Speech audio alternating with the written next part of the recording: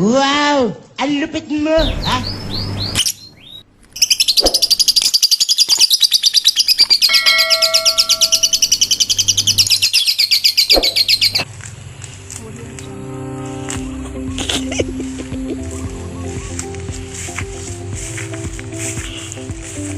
Hello! Kumusta mga Kaibonatics? Welcome back po sa ating YouTube channel. So, isa na namang magandang paksa ang ating pag-uusapan kung paano nga ba mag-setup ng mga pairings sa inyong ibonan. So, ang pagse-setup ng mga pairings sa inyong ibonan ay napakamahalaga. Dito, tsamba-tsamba lang na pinagpapares mo sa ganito, pinagpapares mo sa ganyan para may breed mo lang. Ginagawa So, kagandahan dito mga Kaibonatics sa ating vlog, pag nalaman nyo ito at natutunan nyo ito, itong ating i-share na tips, ay magkakaroon ng ng direksyon yung inyong breeding. So kumbaga, hindi siya tsamba-tsamba na breeding. So, kumbaga, meron siyang pinatutunguhan o meron siyang goal na sa bandang huli ay gusto mong makamit. So sa madaling sabi, ang tawag dito ay pagpa-project. So handa na ba kayo mga Kaibonatics? So tara guys, samahan nyo ako. So ito guys, kung ang goal mo ay palabas ng OPA pale follow, dapat mong malaman ay yung MOI nung mga ibon. Ano ba yung MOI? Ang MOI ay ang mode of inheritance. So ano ba yung mode of inheritance ng gusto mong i-project? Halimbawa, itong paresan natin na makikita nyo sa ating video ngayon, ay gusto ko pong makapagpalabas dito ng Opaline Pale Follow. So yan po yung aking project. So syempre, bilang tip ko sa inyo mga Kaibonatics, o sa mga gustong mag-breed ng ganitong mutation, yun nga, aalamin mo muna yung mode of inheritance ng bawat ibon. So siya nga pala, meron ako ditong Green Ewing Sure Split Pale Follow, at yung kanyang pares ay ang Blue Pale Follow hen. So yung Green Ewing ko dito ay ang cock. So pasensya na kayo guys, medyo madungis yung medyo may bahid yung ating rito Opaline. So kaya naman na kinuha ko ito, kaya naman na ito yung aking in-acquired tong Green Ewing na to, kahit madungis siya, kasi nga double purpose ang gagawin ko dito. So pwede ko siyang ipares sa Personata hen, para sa project na Opa Personata sa future na breeding natin. So bumalik tayo sa ating topic.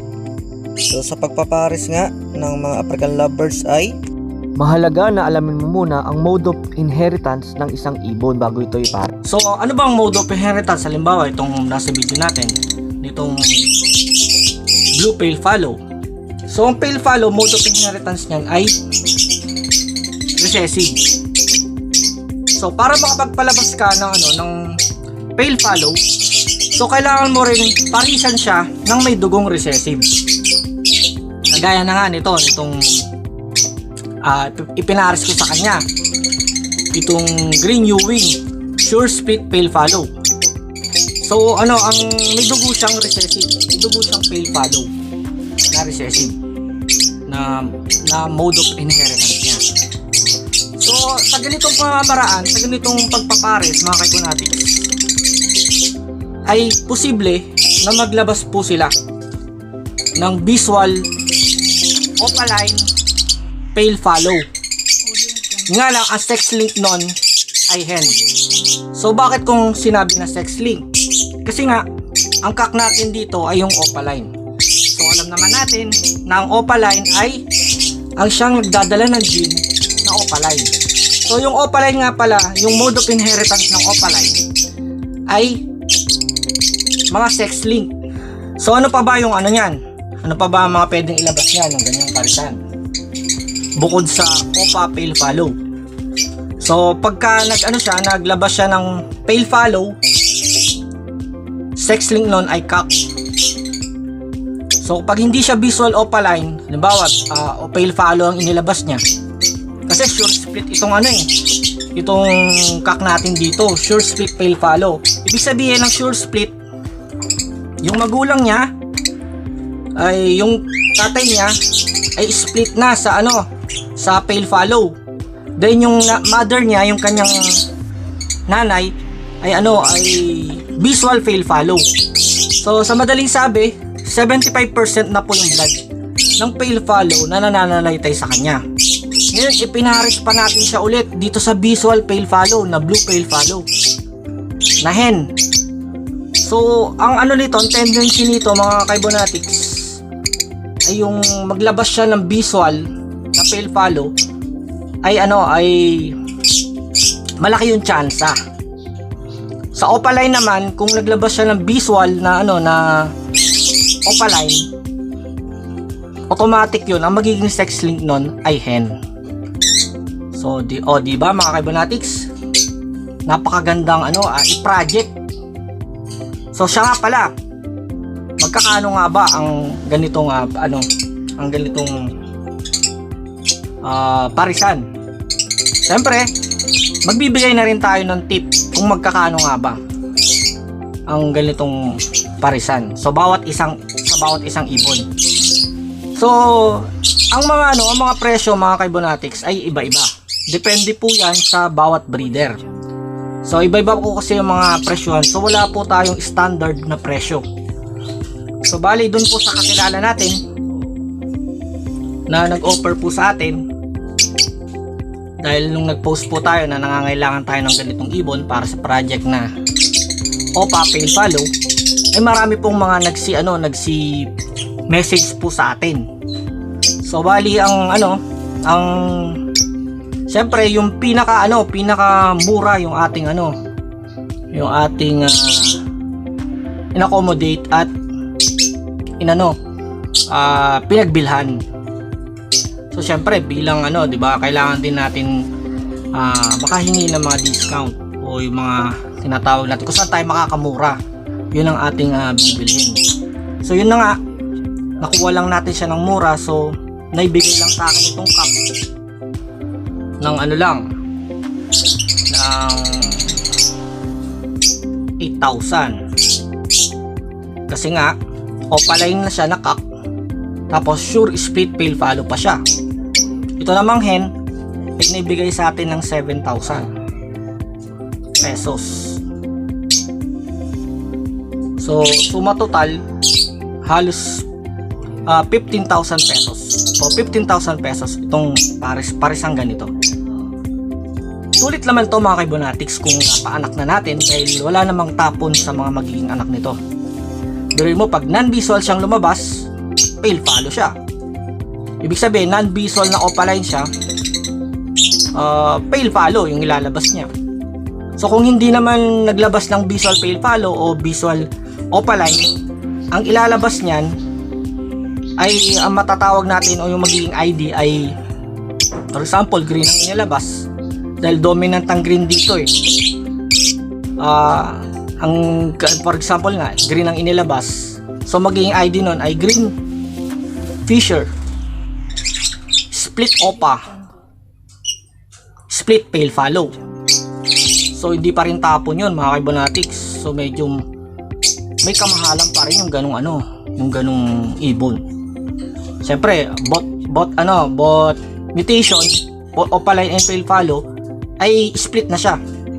So, kumbaga 50% na ng blood na nananalaytay sa kanya ay carrier siya nung opaline, carrier din siya nung pale follow na gene. So isa pang tip mga kaibonatics.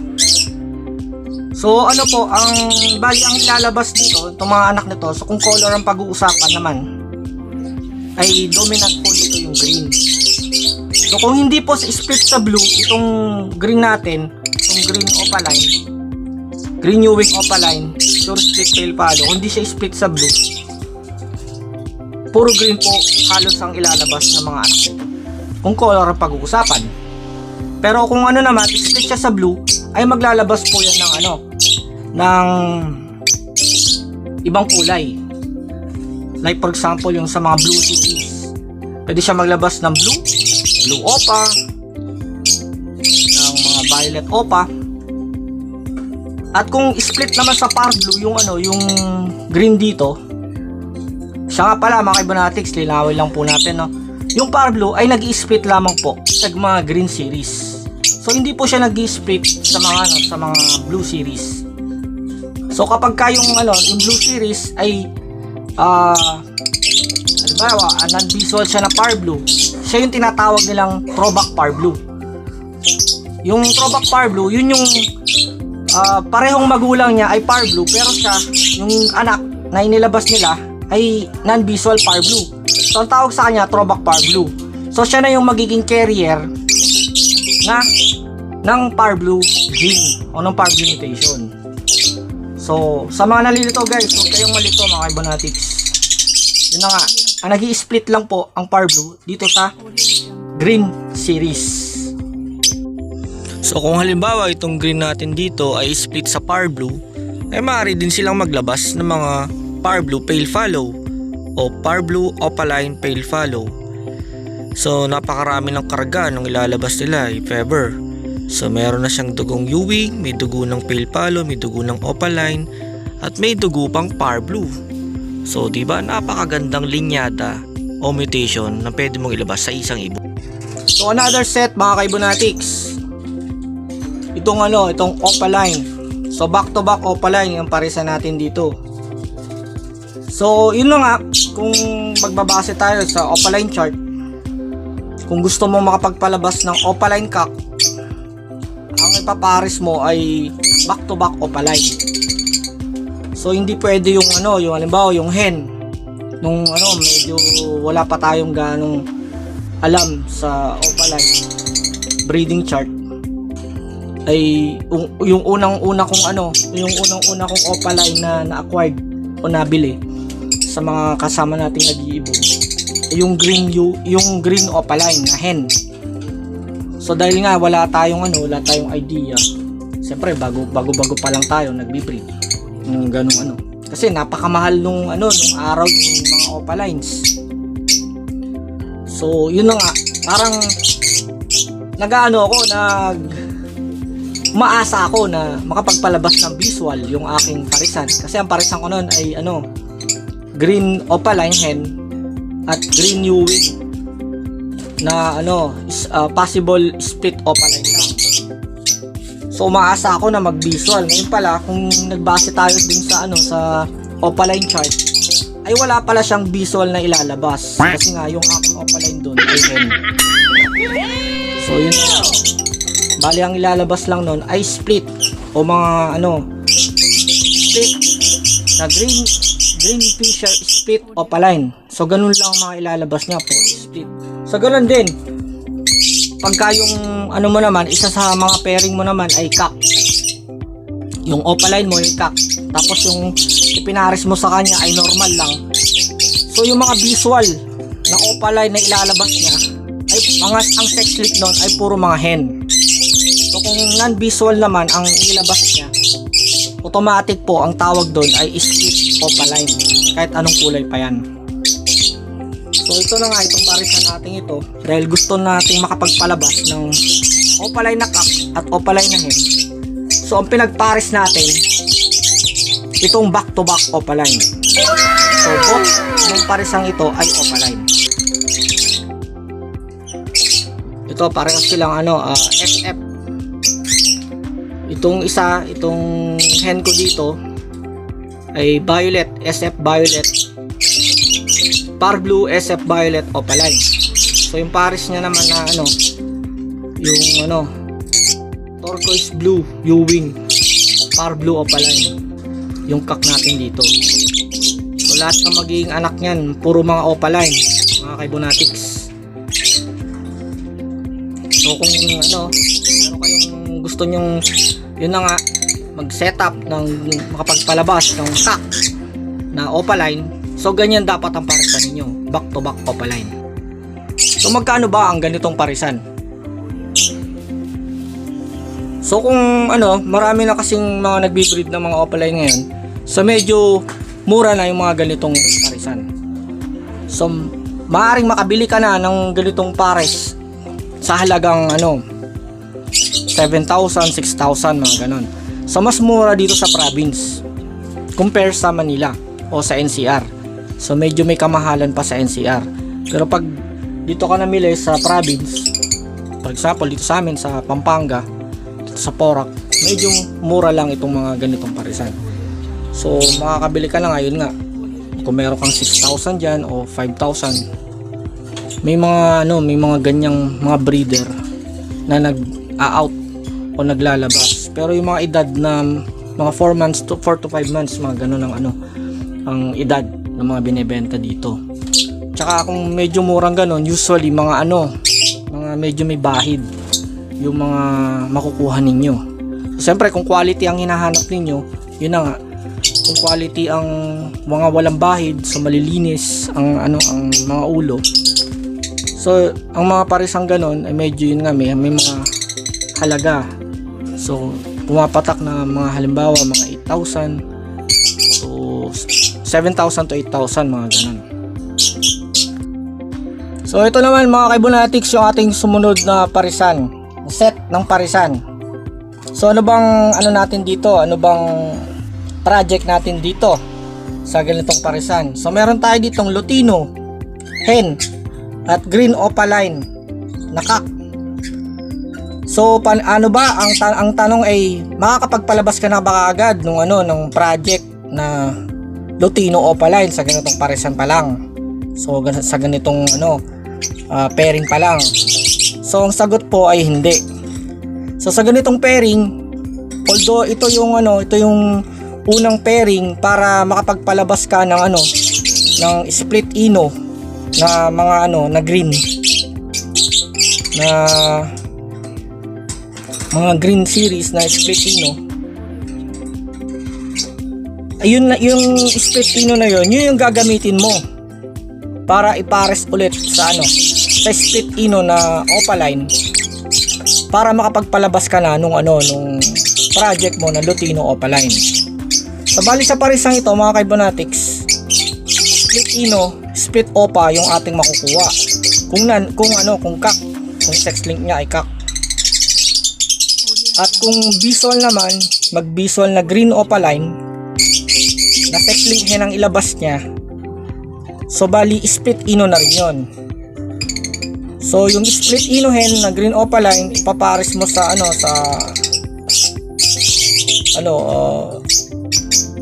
green split opa split ino.